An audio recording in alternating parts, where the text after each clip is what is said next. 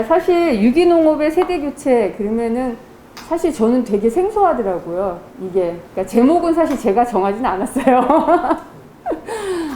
그래서 생소한데, 그러니까 저 같은 경우는 뭐 어떤 정책적인 면이나 유기농법의 새로움이나 이거는 사실 말할 단계는 못 돼요. 제가 지금 농사한 지 12년째 됐고요.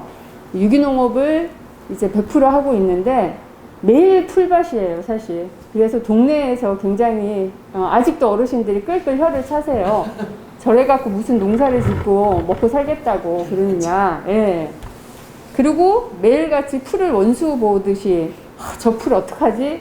이래요. 근데 제가 또 하나 하고 있는 게 아이들하고 생태교육을 해요. 논살림이라 그래서 논에서 생태교육을 해서 아이들한테 얘들아 이 논두구에 있는 풀들이 이 벌레들이 다 사는 곳이야. 이렇게 막 얘기를 하고는 딱 뒤돌아서면 저 풀들을 언제 저거 해치우지? 막 사실 예. 그러고 있어요. 이중적이죠. 사실 굉장히 이중적인데 그럼에도 불구하고 풀은 이길 수 없다와 풀과 함께 살아야 된다. 그러나 작물이 크기 위해서는 어느 정도 좀 제거는 해줘야 된다. 요 정도까지 이제 12년 동안 배웠습니다.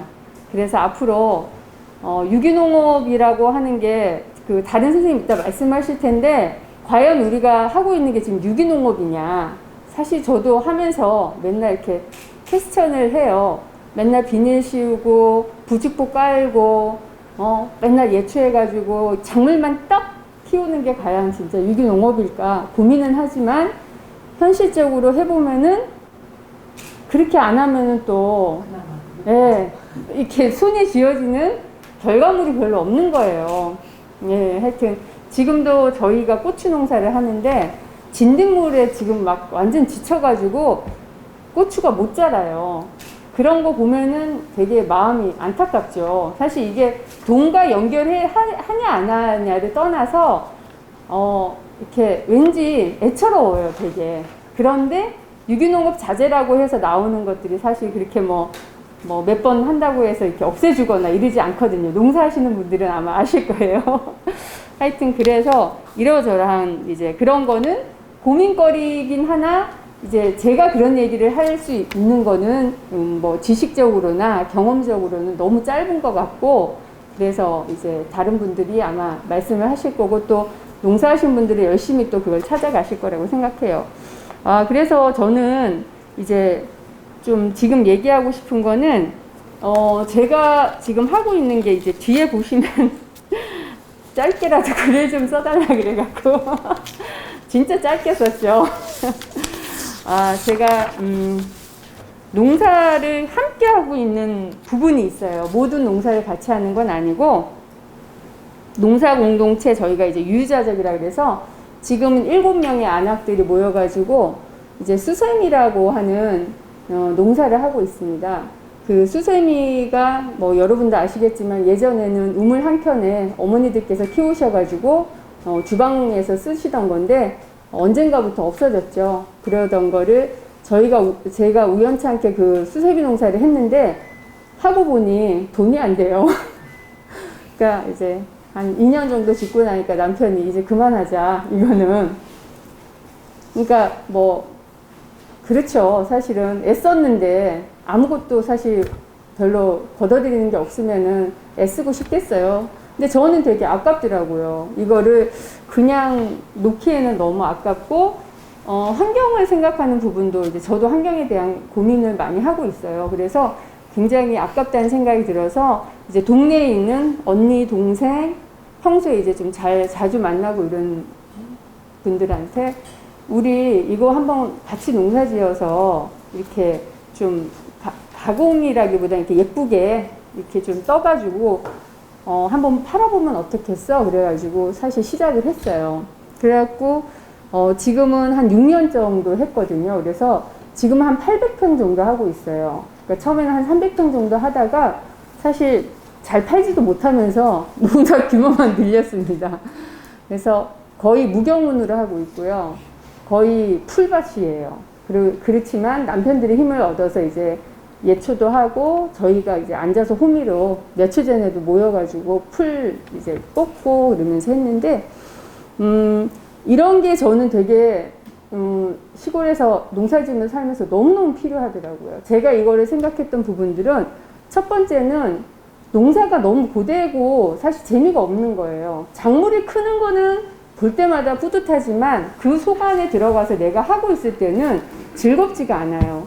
그래서 그거는 이제 생각해 보니까 남편하고 이렇게 둘이서 하면은 의견 충돌이 많아요. 어느 분들은 뭐 밭도 심지어는 여기는 남편 밭, 여기는 내 밭 이렇게 해서 하실 정도로 경쟁도 되고. 그렇죠. 그런데 저는 이제 그 정도는 아닌데 제가 자꾸 눈에 이것도 보이고 저것도 보이는 거예요. 그러니까 남편한테 계속 여보 저건 언제 할 거예요? 이거는 결국 빨리 해. 이런 얘기잖아요. 그래서 안 즐거워요. 그래서 농사 좀 즐겁게 해봤으면 좋겠다는 거 하나 하고 또 하나는 이 수생이라는 거를 지키고 가고 싶다는 생각이 있었어요. 그래서 뭔가 여성분들끼리는 좀 연대감이 있어요. 뭐 남자분들도 있으시죠? 네. 근데 뭐 굉장히 수다가 저는 굉장히 에너지라고 생각을 하거든요. 큰 에너지, 삶에. 그러다 보니까 일하면서 서로 했던 얘기 또 하고 이래도 굉장히 즐거운 거예요. 며칠 전에도 저희가 이제 일요일 날 새벽 6시에 우리 모여서 풀매자 호미 들고 그랬는데 오늘은 저희 멤버인 막내가 언니 어제 오늘 풀매면서 수다 떨 거 생각하니까 설렜어 막 그 얘기를 하는 거예요. 바로 그래 농사할 때 이런 맛이 있어야 되는 거예요. 그게 바로 에너지라는 생각이 막 들더라고요.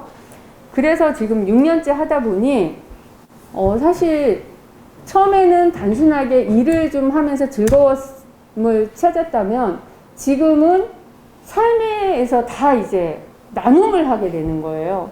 그러다 보니까 어느 때 내가 힘들거나 이제 그럴 때 위로를 해주고 일도 나눔을 쉽게 할 수 있죠. 예를 들어서 유유자적에서 하는 수세미가 아니어도 제가 토마토 농사를 하거든요. 근데 굉장히 이렇게 집약적으로 일손이 필요할 때가 있어요. 근데 저희 규모에서 일손을 구해서 쓰는 것도 애매모호하고 그렇다고 일손도 없어요, 사실 지금.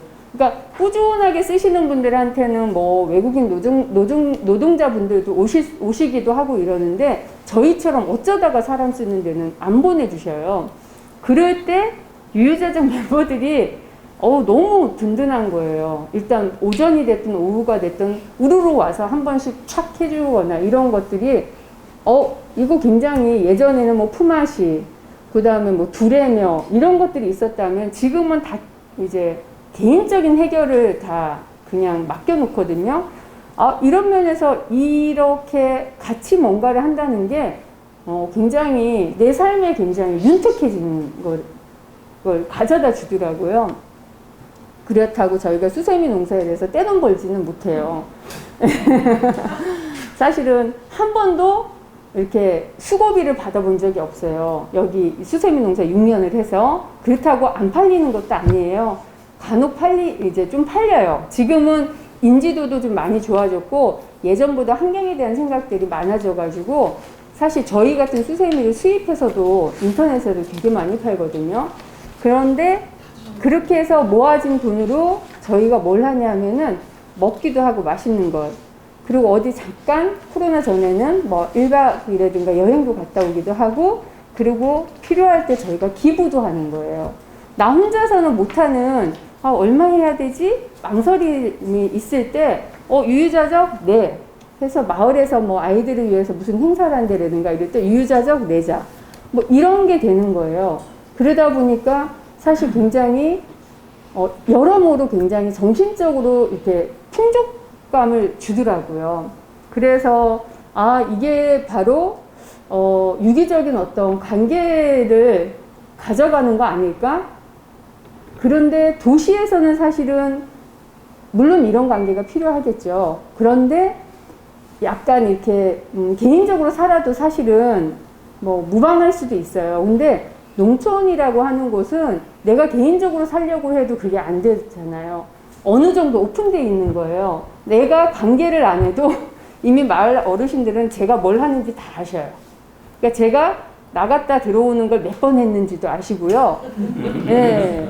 그러한 부분들이 처음에는 되게 불편하기도 했지만 나중에 시간이 지나고 보니까 감사한 거예요. 그러니까 제가 12년 됐으니까 저희 큰아이가 초등학교 입학할 때 왔어요. 근데 올해 대학교를 들어갔는데 졸업할 때 굉장히 고마운 거예요. 마을에 대해서. 도시 있었으면 우리 아이는 그런 눈길을 못 받았을 텐데 아이 입장에서는 참견의 눈길이 있었지만 저는 다른 아이들을 볼 때 참견이 아니고 반가움의 눈길이었거든요.